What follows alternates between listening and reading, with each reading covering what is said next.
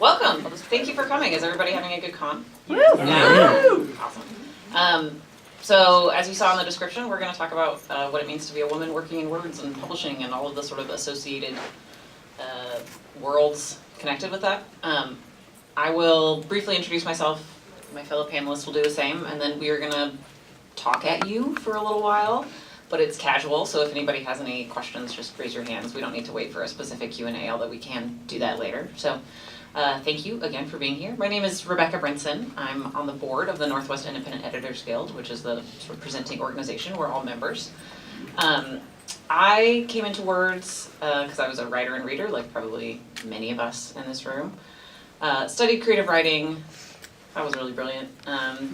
Turned it into a job that was actually useful being a grant writer, working in arts nonprofits. Ended up doing a lot of fundraising, grant writing, administration, things like that.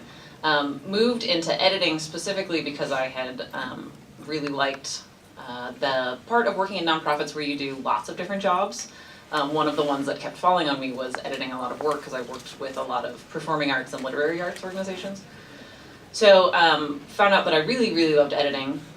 Took the 9-month editing certificate at the University of Washington, which I highly recommend if anybody's interested in getting into editing. It's a great program. And just went from there. So now I work as a contract copy editor and doing Amazon publishing books and Sasquatch and corporate editing and things like that. And I'm also the managing director of a nonprofit called Seattle City of Literature, which is a new organization that's formed to manage Seattle's application to join the UNESCO Creative Cities Network as a city of literature, which would be very exciting for us and big for both the city as a whole and the sort of creative economy around writing, specifically in the Pacific Northwest. So, and then also with my editing, I run a company called Northwest Essay, which is a small business I own with a friend, and we do personal statement essay editing. So when you're applying to school or graduate school and you have to write those essays and scholarship papers and things, we help people edit those. So I know for me and for my fellow panelists that editing and publishing actually looks like lots of different jobs stitched together, typically. So that's me. I came to the Editors Guild. I found out about it through doing the certificate program at the University of Washington. The Editors Guild has been a really great resource for me. I met Beth and Amanda through the Editors Guild. I've gotten jobs and references and learned lots of new skills. If you are working as an editor, we do require that people have at least 1 year of editorial experience before they join, just because we try to keep the expectations high for everybody who's involved. But we're a really supportive organization and we work a lot with professional development and connections and things like that. So if you're interested, we have flyers about us and what we do. We have a really helpful listserv that people can post questions that anywhere from like actual editorial questions to contract questions to I have a crazy client, what do I do questions.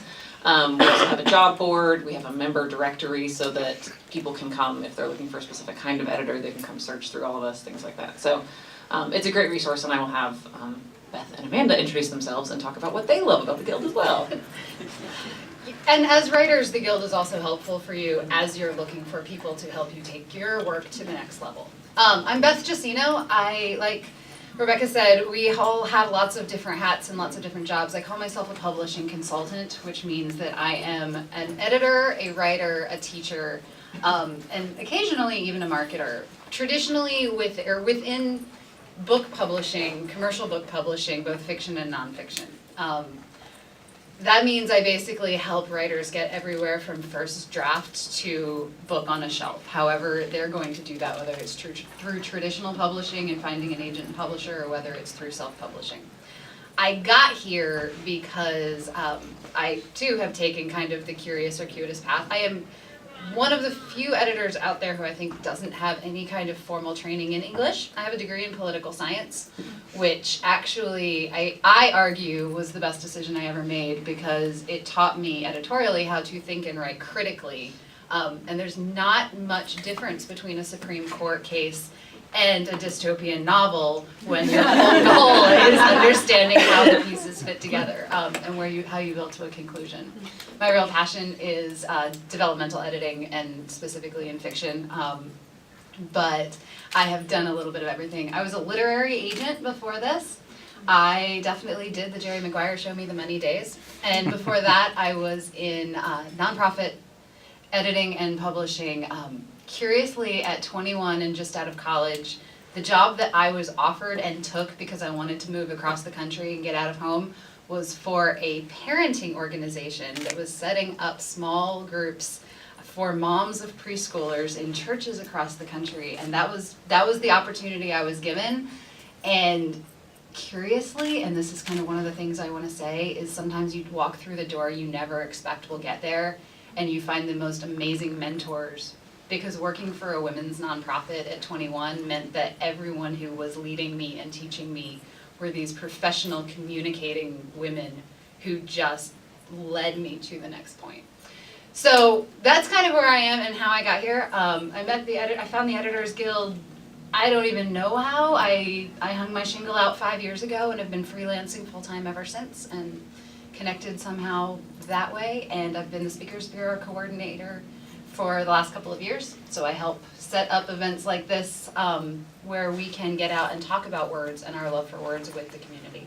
My name's Amanda Vail. I have a business, 3 Wrens, where I do marketing, writing, and editing for primarily small businesses and artists.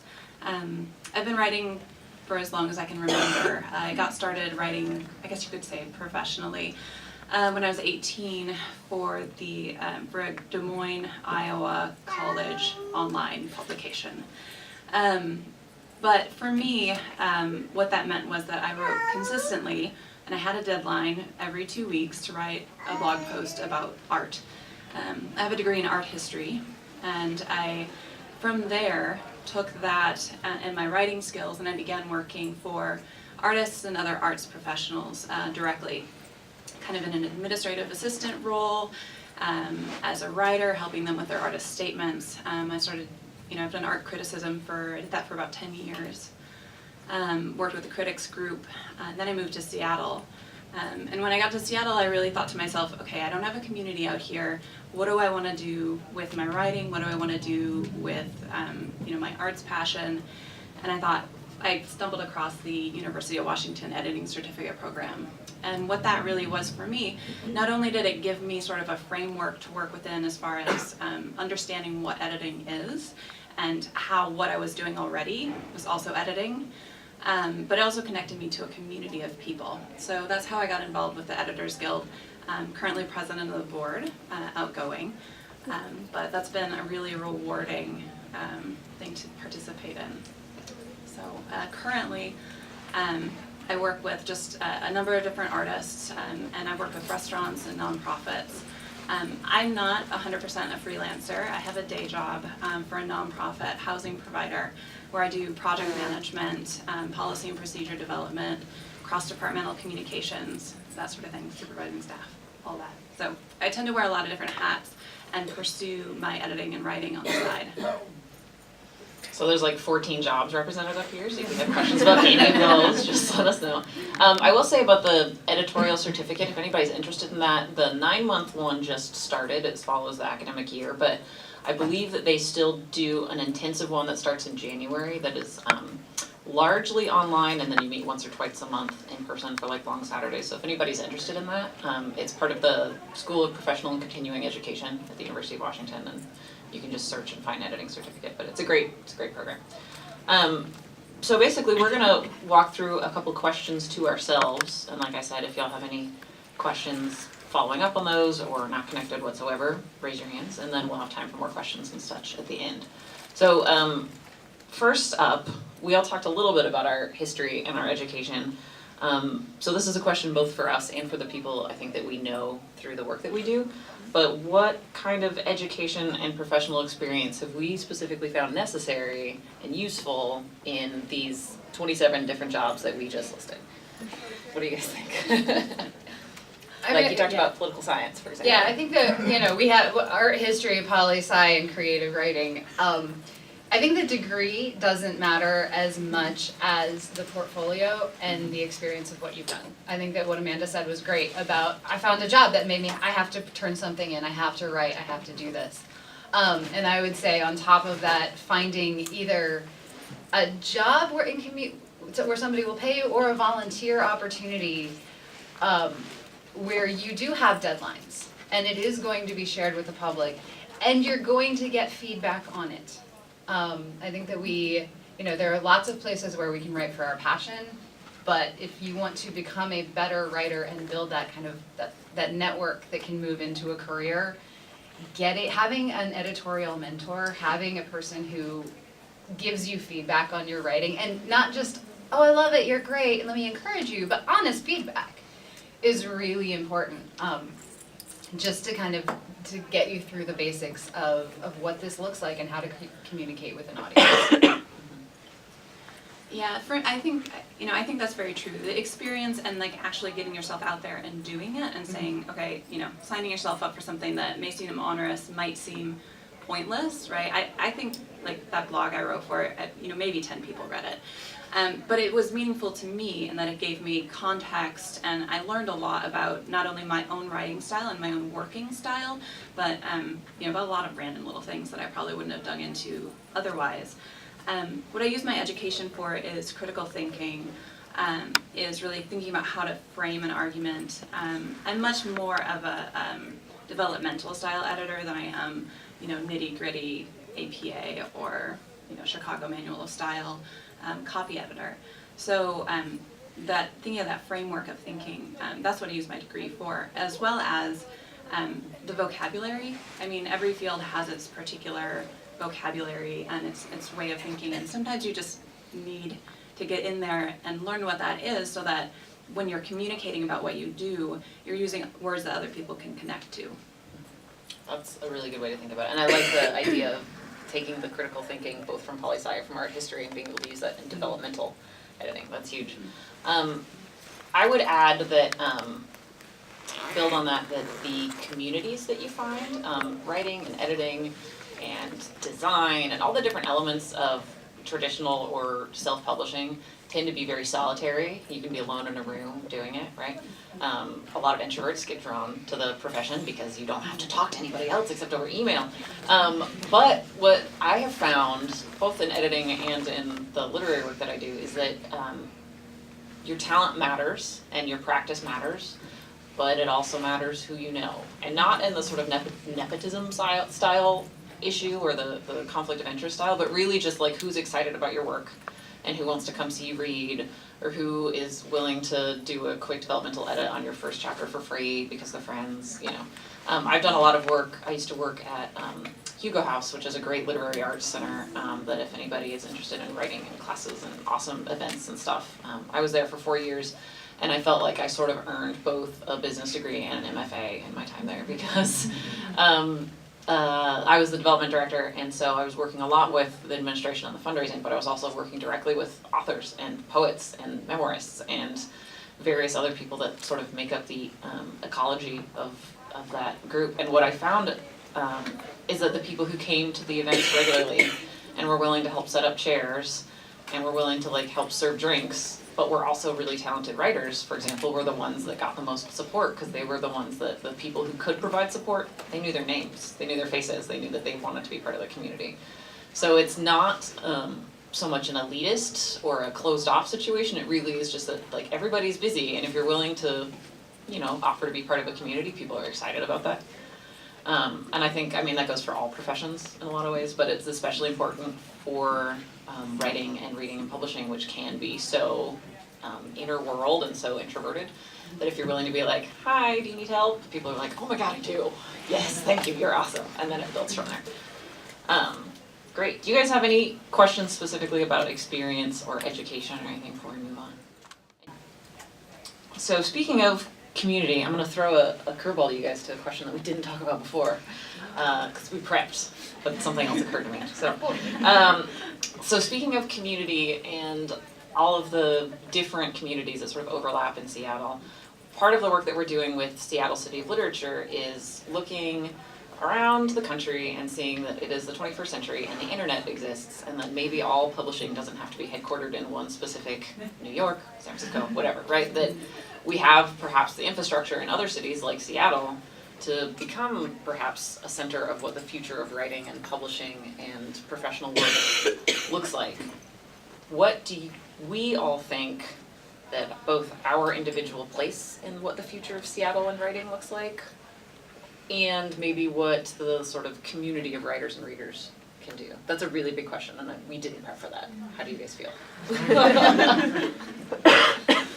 I know, sorry. It was so big, there wasn't a question. I was like, what do you think? Yeah, what do you think? Can Seattle be a new center of publishing, and what do we need to do to make it happen, for example? I think Seattle is becoming a new center of publishing already.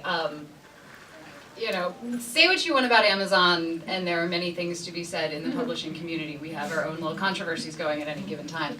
But it is building a business structure of understanding about books that I think is coming up with Seattle being the first or second most literate city consistently polled in the country, as far as we are a place of readers, and I think that happens because of November. But and February, let's hibernate.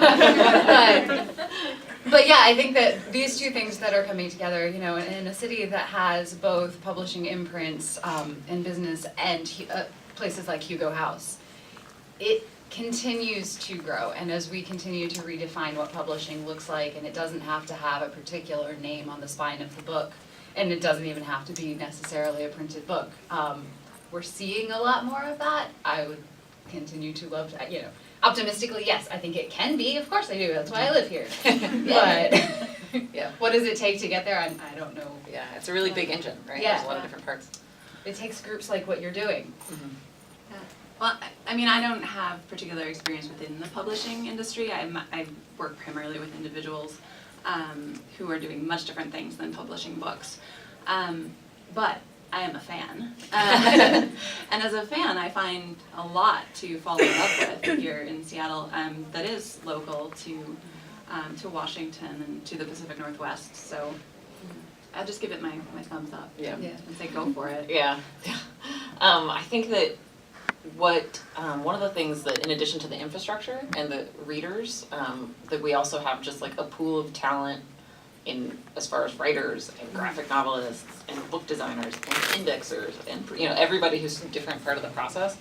And so I think the biggest challenge to see, you know, in the next, say, 20 years, it'll take a long time to roll out, will be like, can all of those things line up to be a perfect storm? Can we have enough people interested with enough skills and willing to stay in Seattle, not move away, right? Do we have people who are like, maybe I want to be a literary agent in Seattle. I wonder if I can make that happen, you know, and people opening small presses and stuff, yeah. So. Yeah. What do you guys think? Any thoughts on the future of Seattle as a center of publishing or writing, or our capacity to totally blow New York out of the water? I mean, not to set the bar really low, but yeah. I don't know anything about our capacity to, but I think we definitely need to make the capacity to do it, because I'm not moving. Especially not New York. Yeah, awesome, yeah. I know that a bunch of rad web cartoonists have recently moved to Seattle, in part thanks to Script Search on Penny Arcade. Yep. But in general, like, it's some momentum is building. Yeah, and that's totally part of that sort of coral reef, right? As there's all these different parts of things that can support each other. Yeah. Anybody else have any thoughts or questions about that? Yeah. Well, we know that these hubs, especially with major publishers, there's the push for the general non-genre publications and so forth, while Seattle seems to be a big hub of the mix of fantasy and sci-fi and so forth. If Seattle can really support those communities, in that way Seattle could blow past things in working with that category of interest. Yeah, that's a really good point. Yeah, I will also say, as I think about your question, I think one of the biggest challenges that's going to happen is that Seattle is so beautiful and amazing and popular, and is getting so expensive. And that as a creator community, you know, it's hard to be here and to be an independent and to, you know, not be making that Microsoft or Amazon or Boeing salary, and find a place to live and find these options and build that place. You know, some of the fun art communities that are happening are in places like Detroit and the outskirts of Pittsburgh, because an artist who doesn't have to be in any one particular place can buy a house for $20,000. So Seattle's gonna have to be able to address that, I think, in order to take advantage of exactly what you're saying, which is it is becoming this hub of really interesting, creative people. Yeah, we gotta keep it safe, but yeah, you can. I'm from Portland, so I can't speak about We'll talk about the Northwest, it's cool, Greater Northwest. But I wonder what your thoughts are, particularly with the huge rise of ebooks, as far as what impact does location have, and how are the abilities of writers and artists and editors to be anywhere? How is that happening? How is that showing up in the world? That's a great question, and I would say, yay ebooks, because essentially, I think probably what we're gonna see, and this is my vaguely uninformed opinion, is that ebooks are gonna take the place of a lot of the pulpy paperback stuff, the things that were, you could cycle through when Mass they're relatively markets. cheap. Yep, right. You're not gonna be buying the equivalent. I mean, you might be. Good for you if you're buying the equivalent of Ulysses on an ebook, and you'd be able to spend a lot of time in it, right? And it's great. But I feel like most of the sales are gonna be taking place of the pulpy stuff. So. As far as being anywhere, the internet, as long as you've got an internet connection, it's great. The flip side of that is that it's nice to know the faces of the people you're working with and be able to meet them for coffee and things like that, right? So if you are able to do that but then go back to your city somewhere else, fantastic. The Editors Guild has members who live in Portland, and we are working to make sure that we have satellite events in there and in Spokane, and because we're Northwest, we're not just Seattle. So that's the sort of thing that we would help lay the groundwork for those, so we already have relationships and people can add to it. As a freelance editor who works primarily with authors who are writing books, my client base is literally around the world. I have I have a fair number of clients in the UK, I have had people in Europe, I've had people in Australia. I am really grateful for Google and the time zone translating systems and Skype. And yes, Skype really changes a lot of things with that too, because you can have face-to-face conversations no matter where somebody lives. There are people in Seattle who are clients who I've never met face-to-face. So, this is an introvert business as much as we want it to be. It's both, but most of the work that you're doing can be expanded to wherever you would want it to be. It makes total sense to be an agent and not live in New York City and try to pay those prices. Does that answer your question? Is that where you were going with that? Okay. Yeah. I mean, I'd also say that events like this are opportunities, as you all know, because you're here, for people to come together. I'll ask a question of the audience. I mean, how many people out there would consider yourselves an introvert? But you're all in a room together. Good job. This is like, I shrink at the mention of networking, which I think is essentially what we're talking about, but more in the context of building community. So you can live remotely and you can work online and post your stuff on the internet, and then come to once or twice a year big community building events where you can have that FaceTime. Yeah. Have you guys actually do you think people come here to possibly edit for the tech companies, yeah. Boeing and things like that? Is For that a sure. good foot in the door to? Totally. We've got a lot of our members of the Editors Guild are technical editors. Yeah, Absolutely. Microsoft is a big Yeah. contract, yeah. And technical writers, technical editors, yeah, Yeah. totally. I will add on top of what Beth was talking about with remote work that I copy edited a novel that had been, so the developmental editor, the content structure, the big picture stuff, was David Downing, who was on our board. I was then the copy editor, and then the proofreader was Carrie Hicks, previously on the Editors Guild board.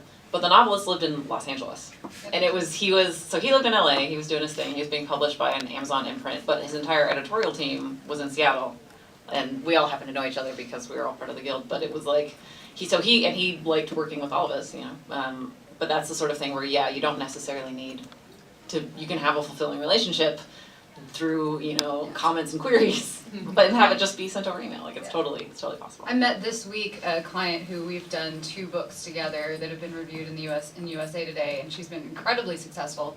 And she lives in New Jersey and I live in Seattle, and so 2 years later, this was our first face-to-face connection, but it was like it's like we've always known each other.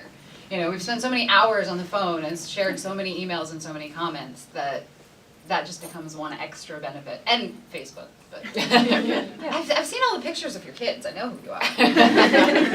Awesome. Questions related to that pop up just.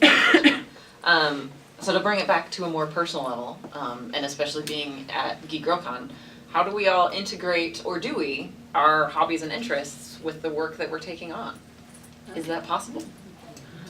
Well, that's totally possible. Yeah. I think people do it in different ways, and I've seen a lot of editors who do it in, this way or another way. I mean, some people will, they have something that they're particularly good at editing, and then they'll kind of pursue on the side.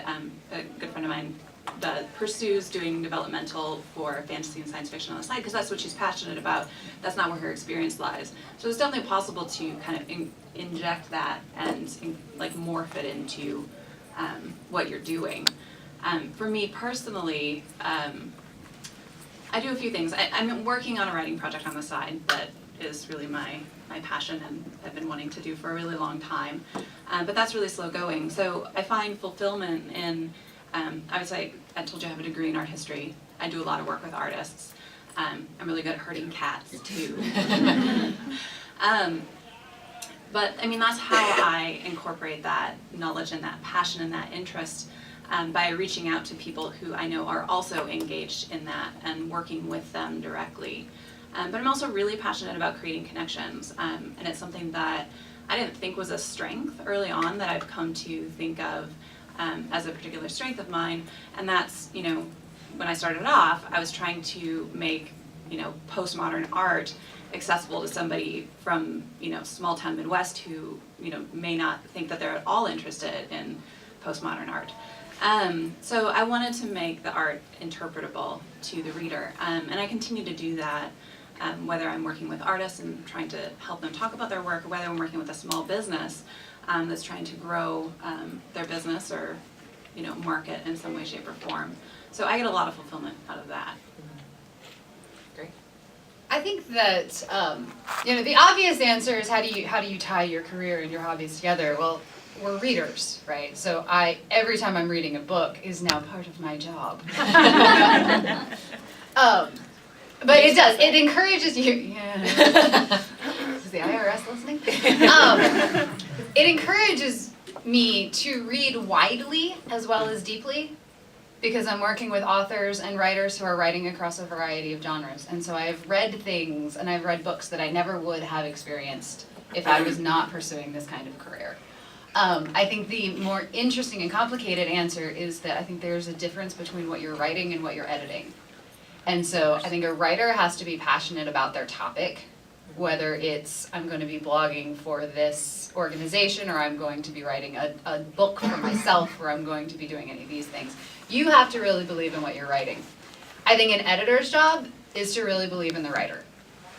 Because as an editor, I'm not bringing my passions, my beliefs, my perspectives to that writer's writing. My job is to make their passions, their beliefs, and their perspectives sound better.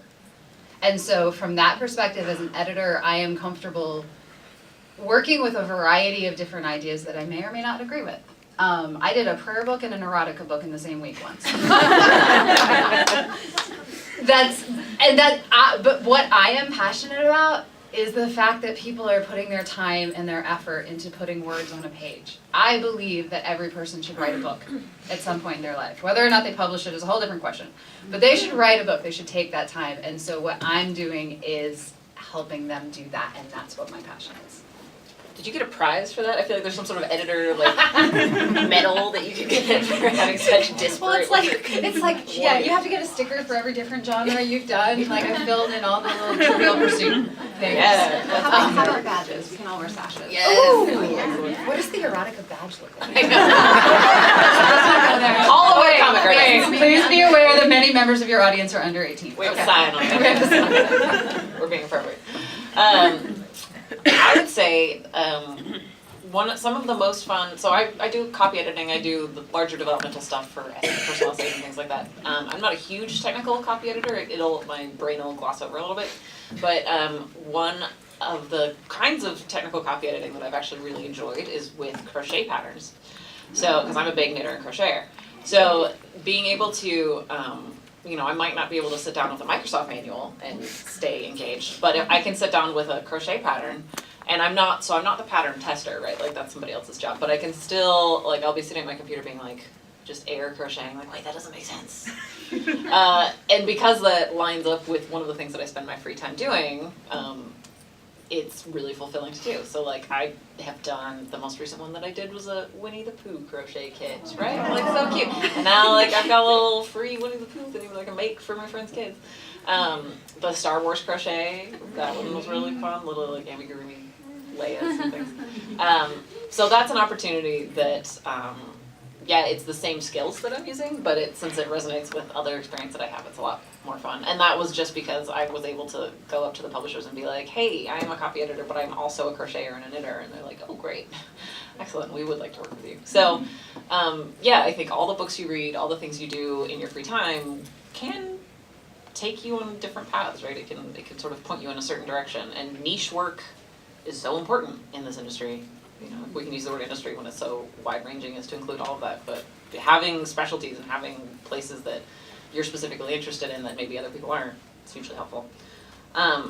So what about advice that we would give to young women who want to work, in, because let me tell you, there's a lot of women working in this field. So if you're a man, you want to be part of the diversity efforts, you can come on in. What advice would we give to young people who want to get into writing and words and publishing? I think a lot of it is what we've said already. I think that, the things that I tell people when they're curious about this is don't worry about the letters after your name, but read. Read everything, and don't read it like a fangirl or a fan guy. Read critically. If you love sci-fi and you think you want to write your own, or you think you want to edit your own, sit down with books and figure out how they're put together. Figure out what makes those first 10 pages so compelling. Figure out what the characters are doing. I have learned more just from experience, because I'm a visual learner, I'm not a group person. I really don't like doing what you guys are doing and sitting in a session listening to people talk. I want to can you just write it down? But I've learned so much just from reading the things that I wanted to experience. And I think that Rebecca hit on the other piece, which is get to know people. Every opportunity I've ever had came because I knew somebody who opened a door. You can be one of 3,000 letters going in a slush pile, or you can have met somebody face to face and just had a casual conversation, and they have a person to put with it, and that's really important. Yeah, I would say be dogged. Don't. It took me a long time and I sort of spun my wheels for a long time, thought about giving up on writing, thought about giving up on editing, because, it wasn't panning out like I wanted it to be. I mean, when I was growing up, I wanted to be a famous fantasy author. And I don't know I don't think I'll ever get there, but I have been able to find fulfilling work just simply by sticking to it, and by reaching out and taking advantage of connections. It's a pretty simple thing to say, but it's a really hard thing to do, to remind yourself that what you're doing and what you're putting out there, that you think you and your mom are the only ones reading, does have meaning. So I would say stick to it, and then, as we've been saying, get out and meet people, and you'll find out over the years that things start to weave together in ways that you really would not have expected them to. I would say getting online and meeting people counts just as much, right? Like we all talk on Twitter probably more than we talk in person. Yeah, that's true. That might be true. I would say yes and yes to everything that they said. A friend of mine just gave a speech the other day at Ignite Seattle, and she was talking about how imposter syndrome can be a thing, right? Everybody goes through it. I know that all of us up here have definitely gone through it. I can, just because we're people, and of course we have.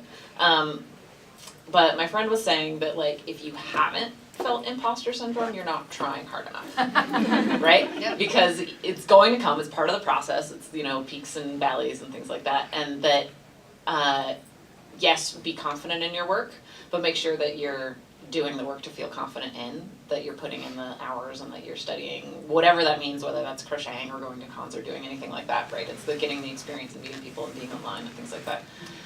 Yeah. I would say too, to kind of interject along that line, is that be aware that your work is not yourself. that's something that took me forever to learn, really, and That's really accepting smart.